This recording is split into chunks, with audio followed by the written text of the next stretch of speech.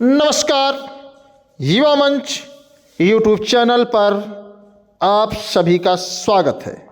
मित्रों, जैसा कि स्क्रीन पर आप सब देख रहे हैं, उप सचिव पर बड़ा आरोप। शिक्षा सेवा चयन आयोग एलनगंज प्रयागराज के संबंध में लखनऊ के गलियारे से कुछ ऐसी जानकारी हाथ लगी है जिसे आप सुनकर के दंग रह जाएंगे। आपके दिल की धड़कनें थोड़ा रुक सकती हैं, आपके अंदर बेचैनी भी हो सकती है कि आखिर ऐसी कौन सी चीज है कि जो इतना चौंकाने वाली चीज है कि उप सचिव पर जो है बहुत बड़ा आरोप लगाया गया है। और कौन है उप सचिव, इस पर भी हम चर्चा करेंगे। और ऐसी उम्मीद नहीं थी, जो हो रहा है ऐसी उम्मीद नहीं थी। आप सभी मित्रों को मैं बता दूं कि जो शिक्षा सेवा चयन आयोग में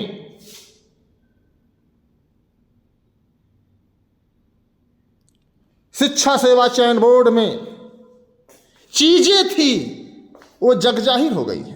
एक बड़ा खुलासा है और इसकी जांच होनी चाहिए और सभी की जांच होनी चाहिए और एकदम निचले पायदान से जांच होनी चाहिए। हालांकि योगी सरकार इस पर कितना गंभीर है ये देखने की बात है। बात करेंगे टीजीटी पीजीटी एग्जाम को लेकर के। और जो भी साथी वीडियो को देख रहे हैं, वीडियो को सुरक्षित रख लीजिएगा, काम करेगा। शिक्षा सेवा चयन आयोग में आज बायो मतलब समझ रहे हैं, बायोलॉजी का 2011 का साक्षात्कार था जो पूर्ण हो गया। बायोलॉजी के साक्षात्कार की प्रक्रिया समाप्त हुई। इन सभी मुद्दों के साथ मैं आप लोगों के बीचों में उपस्थित हूं और मैं चाहूँगा कि आप लोग वीडियो देखने से पहले शेयर करिए, क्योंकि ये आज की बहुत बड़ी खबर है। दोस्त जो भी साथी हैं, आइए देखते हैं आखिर उप सचिव कौन है और किस पर आरोप प्रत्यारोप और क्यों लगाया गया है। स्क्रीन पर आप देख रहे हैं, लखनऊ से पत्र है 19 नवंबर का। 19 नवंबर को लखनऊ के गलियारे से अर्थात संजय कुमार द्विवेदी जी जो अनुसचिव हैं उत्तर प्रदेश शासन के, उनके द्वारा शिक्षा सेवा चयन आयोग प्रयागराज को एक पत्र भेजा गया है और स्थितियों का जायजा लेने को, आखिर हकीकत क्या है, सही क्या है, इस चीज की जानकारी लेने को लेकर के सचिव उत्तर प्रदेश शिक्षा सेवा चयन आयोग को यह प्रेषित किया गया है। हालांकि यह खबर हमें 19 तारीख को ही मिल गई थी, लेकिन मैं इस खबर को लेकर के थोड़ा सा इसलिए शांत था कि कोई बड़ा गुब्बारा फूटे तो इस पर हम लोग एक बड़ा सवाल खड़ा करें। लेकिन लगभग आज 19 तारीख को पत्र वहां से चला था और आज की तारीख आपको पता ही है। ये तारीख कौन सी है? 29 तारीख है। 10 दिन हो गए, लेकिन अभी तक इसका कुछ अस्थाई निवारण नहीं हुआ है। वीडियो को शेयर जरूर करिएगा। आइए शुरू करते हैं। आखिर वो पत्र क्या, मैं पत्र ही आपको दिखाऊंगा और जिन्होंने भी शिकायत की है उनको भी दिखाऊंगा। तो आइए पहले पत्र शुरू करते हैं। आइए स्क्रीन पर देखते हैं 29 तारीख को ये पत्र जो है पहुंचा है उत्तर प्रदेश शिक्षा सेवा चयन आयोग में। चलने में थोड़ा देरी लगी है। पत्र में क्या लिखा गया इसको थोड़ा सा आप लोग ध्यान से सुनिएगा और अपने विचार कमेंट बॉक्स में दीजिएगा। और जिस साथी ने इसको लिखा है उस साथी से मेरी गुजारिश है कि मेरे मोबाइल नंबर 94 51 50 56 85 पर संपर्क भी करिएगा, क्योंकि ये कारवां अगर चला है, आवाज़ उठी है, तो दबनी नहीं चाहिए, क्योंकि भ्रष्टाचार के खिलाफ लगातार युवा मंच टीम बेबाक तरीके से आवाज उठाती आई है और उठाती रहेगी। उत्तर प्रदेश शिक्षा सेवा चयन आयोग में पारदर्शिता पूर्ण प्रक्रिया से अधिकारियों एवं कर्मचारियों की नियुक्ति किए जाने के संबंध में, ये तो चलिए साधारण सी बात है कि लोग अब पारदर्शिता पूर्ण चयन प्रक्रिया और अधिकारियों कर्मचारियों के नियुक्ति को लेकर के लगातार प्रयास कर रहे हैं। जो भी सज्जन हैं उनको युवा मंच टीम की ओर से ढेर सारी शुभकामनाएं और हार्दिक बधाई कि आपके मन में, आपके दिल और दिमाग में इतनी अच्छी सोच आई। सीधे सीधे कहा गया है कि उत्तर प्रदेश शिक्षा सेवा चयन आयोग में पारदर्शितापूर्ण प्रक्रिया से अधिकारियों एवं कर्मचारियों की नियुक्ति किए जाने के संबंध में। अब आप समझिए, अधिकारी भी नियुक्त है, अध्यक्ष, सचिव, उपसचिव भी आदि तमाम नियुक्त हो चुके हैं। बस कुछ औपचारिकताएं बाकी। हाँ, कर्मचारियों की रही बात, उच्चतर और माध्यमिक के कर्मचारी भी हैं। तो जिसने भी पत्र लिखा है बहुत ही गंभीरता से लिखा है, और उसका उद्देश्य क्या है आगे मैं वीडियो में बताऊंगा। प्रदेश सरकार की जीरो टॉलरेंस नीति एवं माननीय मुख्यमंत्री जी की वचनबद्धता, बात समझिएगा, के मार्ग से उत्तर प्रदेश द्वारा शिक्षकों के भर्ती किए जाने वाले समस्त आयोग को अंतरित कर नए आयोग उत्तर प्रदेश शिक्षा सेवा चयन आयोग का गठन कर दिया गया है।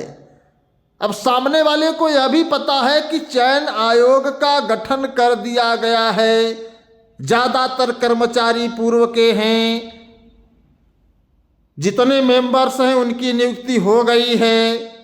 तो अब किसकी नियुक्ति करनी है, आप थोड़ा सा इसको ध्यान से देखिएगा। नए आयोग का गठन माननीय मुख्यमंत्री जी एवं प्रदेश सरकार द्वारा इस उद्देश्य से किया गया है। अब मैं ये नहीं समझ पा रहा हूं कि माननीय मुख्यमंत्री जी कौन है और एवं प्रदेश सरकार, बात समझिएगा कि ये पत्र स्पष्ट कह रहा है कि माननीय मुख्यमंत्री जी एवं प्रदेश सरकार के द्वारा, बात समझिएगा आप लोग, किया गया है कि उत्तर प्रदेश राज्य के अध्यापकों के चयन के लिए विभिन्न आयोग हैं। एक मतलब क्या, देखिए बहुत साफ कहा है, राज्य के अशासकीय सहायता प्राप्त महाविद्यालयों के अध्यापकों के चयन के लिए उत्तर प्रदेश उच्चतर शिक्षा सेवा आयोग, अशासकीय सहायता प्राप्त इंटरमीडिएट कॉलेजों के अध्यापकों के चयन के लिए उत्तर प्रदेश माध्यमिक शिक्षा सेवा चयन बोर्ड, सहायता प्राप्त जूनियर हाई स्कूल तथा संबद्ध प्राथमिक विद्यालयों में सहायक अध्यापकों के पदों पर चयन हेतु संबंधित प्रबंधक समिति।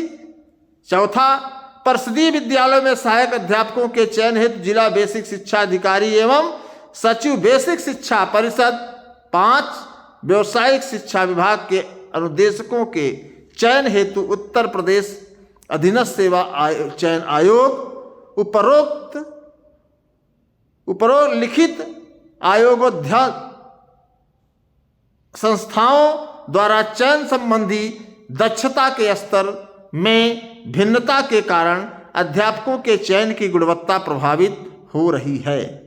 चयन की प्रक्रिया में एक रूपता नहीं है, अध्यापकों का समय से चयन नहीं हो पा रहा है और विभिन्न संस्थानों में अध्यापकों के अनेक पद रिक्त हैं। ऐसे में इससे राज्य में छात्रों प्रशिक्षणार्थियों की शिक्षा प्रशिक्षण की पर प्रतिकूल प्रभाव पड़ रहा है। इसके अलावा संस्था स्तरीय चयन समितियों द्वारा संचालित चयन में पारदर्शिता का अभाव भी परिलक्षित है, जिसके परिणाम स्वरूप मुकदमे, आप समझिए, स्थितियां उत्पन्न हो रही, मुकदमे की स्थिति उत्पन्न हो रही है। उपर्युक्त के दृष्टिगत पूर्वोत्तर आयोग संस्थाओं द्वारा किए जाने वाले कार्यों को एक आयोग के अधीन लाने और राज्य में, ध्यान से सुनिएगा,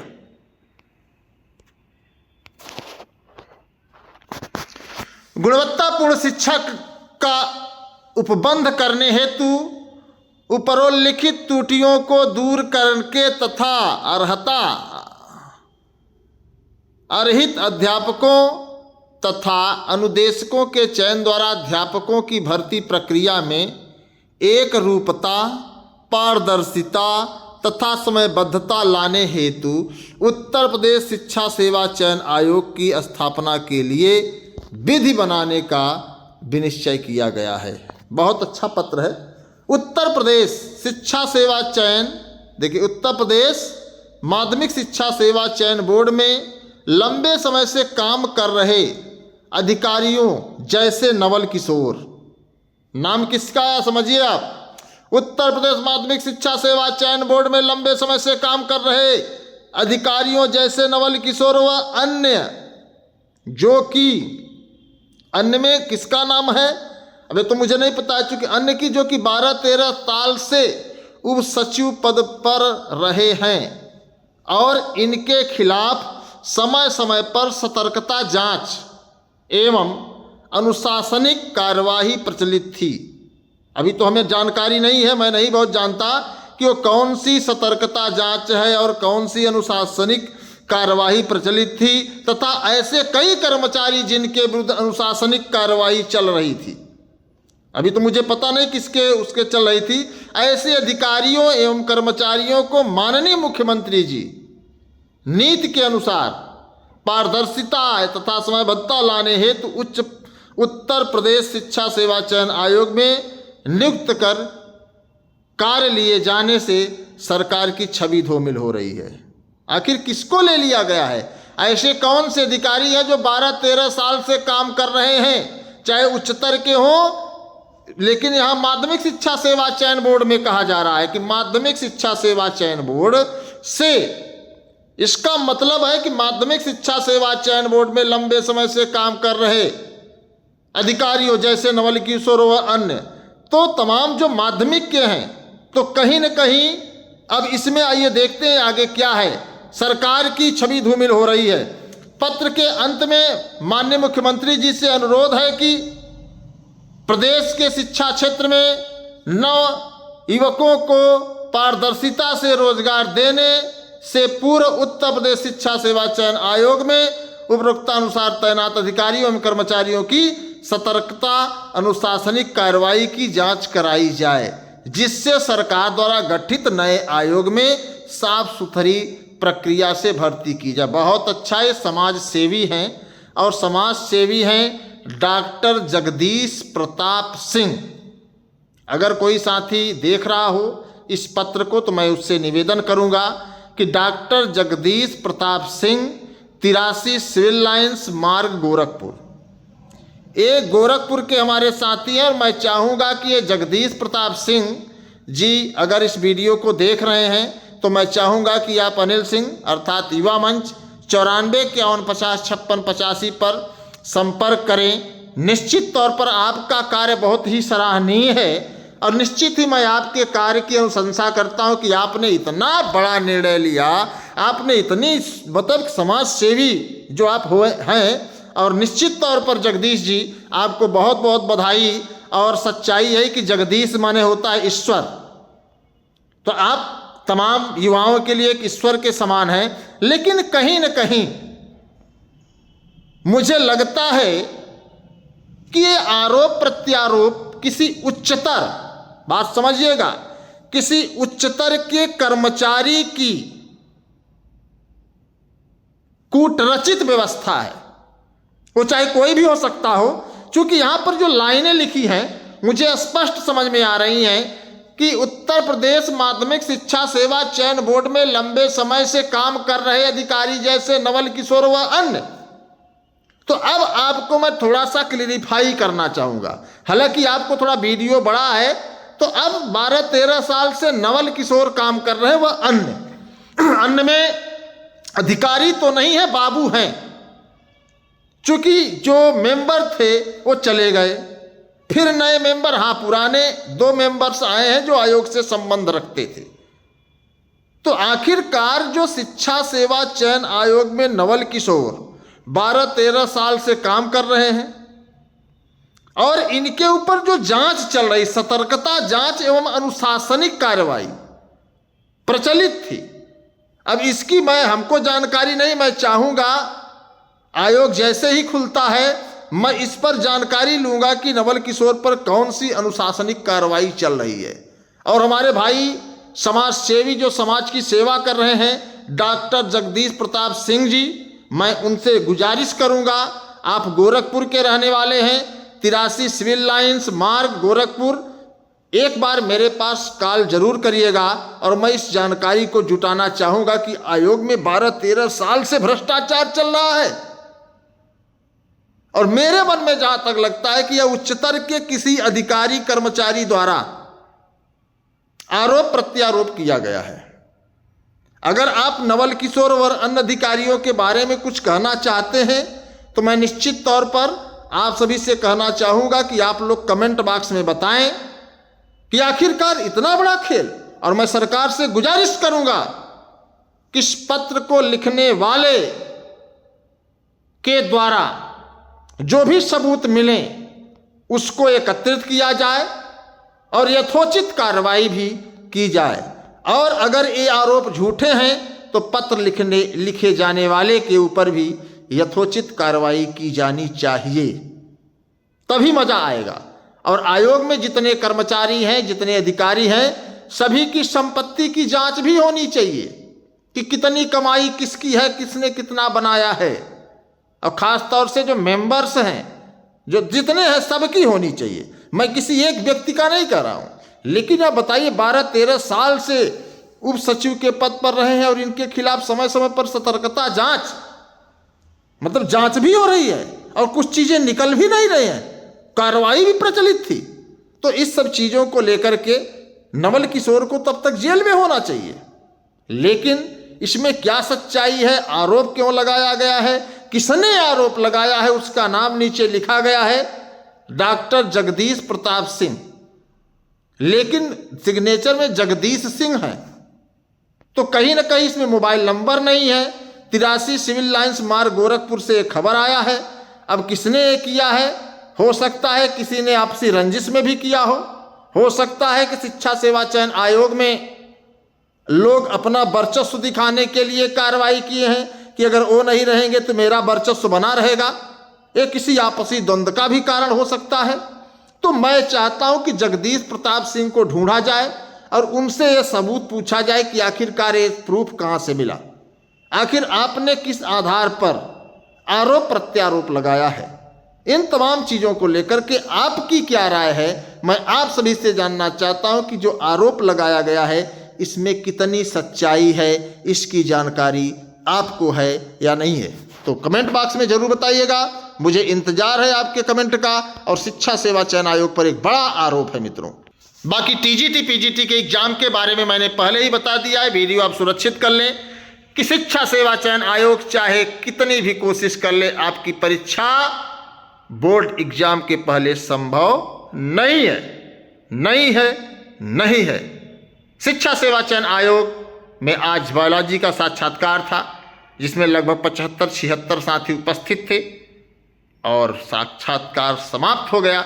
एक सप्ताह में हो सकता है कि आपके रिजल्ट भी आ जाएं। तो सभी साथियों को नमस्कार, मैं आपके संघर्षों का साथी अनिल सिंह, टीम युवा मंच। लेकिन उप सचिव पर बड़ी कार्रवाई, बड़ा आरोप, आखिर क्या सही क्या गलत है, इस पर आप लोगों की कमेंट्स बहुत जरूरी हैं। तो धन्यवाद, नमस्कार, इंकलाब जिंदाबाद।